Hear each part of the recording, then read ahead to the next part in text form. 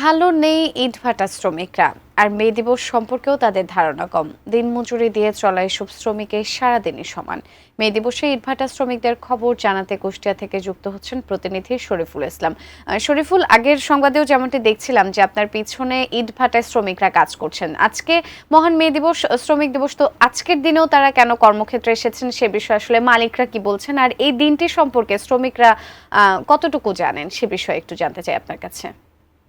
হ্যাঁ, ধন্যবাদ ধন্যবাদ সুজানা। আপনি যেমনটি বলছিলেন, আসলে এই মে দিবস সম্পর্কে হয়তো কিছু কিছু শ্রমিকের ধারণা আছে, কিন্তু ধারণা থাকলেও তাদের পেট তো চলে না।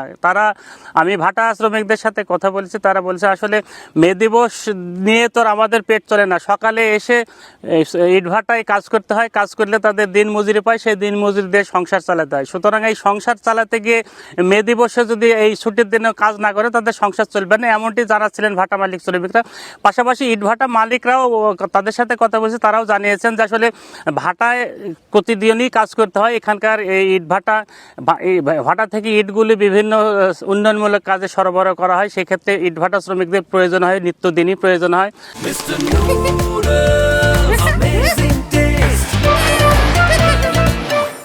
পাশাপাশি যারা এখানে ইট ক্রয় করতে আসেন, যে সকল মালিকরা, তাদেরকেও ইটগুলো সরবরাহ করতে, সব মিলিয়ে ভাটা মালিকদেরও প্রয়োজন যেমন শ্রমিকদেরও তাদের সংসার চালানোর জন্য এই কাজ করতে হবে প্রতিনিয়ত, এমনটি তারা জানিয়েছেন। আর আরেকটু জানিয়ে রাখি, কুষ্টিয়ার ইটভাটার শ্রমিকরা খুব একটা ভালো নেই, এই জন্যে যে 209টি ইটভাটা রয়েছে, এই 209টি ইটভাটায় প্রত্যক্ষ পরোক্ষভাবে প্রায় 50,000 শ্রমিক প্রতিনিয়ত কাজ করে। এর মধ্যে ইতিমধ্যে প্রশাসন এই ইটভাটাদের অনুমোদন না থাকার কারণে অনেক ইটভাটা বন্ধ করে দিয়েছেন, ফলে অনেক শ্রমিক বেকারও হয়ে পড়েছেন। আপনি জানেন যে ইটভাটা শ্রমিকরা মূলত মৌসুম ভিত্তিক কাজ করে, একটা মৌসুমে কাজ করে বাকি 3 মাস বা 4 মাস বসে থাকা লাগে, সেই অর্থ দিয়ে তারা সংসার চালায়। ইতিমধ্যে ভাটা বন্ধ হওয়ার কারণে অনেক শ্রমিক বেকারও হয়ে পড়েছে, তারা অনেকটা মানবেতর অর্থ কষ্টের দিন যাপন করছে।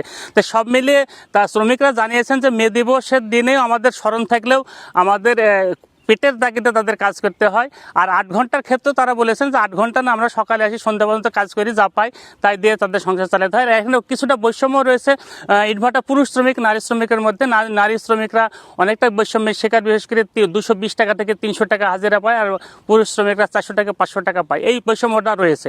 তাই সব মিলিয়ে আমি আপনাকে আর একটু জানাতে চাই যে আসলে ইটভাটার শ্রমিকরা যদি কর্ম করে তাদের সংসার চলে, কর্ম না করলে সংসার চলে না, এমনটি তারা জানিয়েছেন। তো এই ছিল কুষ্টিয়া ইটভাটা মালিক শ্রমিকদের নিয়ে মে দিবসের নিয়ে সর্বশেষ খবর। সুজান, আসলে মে দিবস উপলক্ষে সিলেটে কিন্তু বিভিন্ন জায়গায় বিভিন্ন রকমের আনুষ্ঠানিকতা চলছে, কিন্তু সিলেটের চা শ্রমিকরাও কিন্তু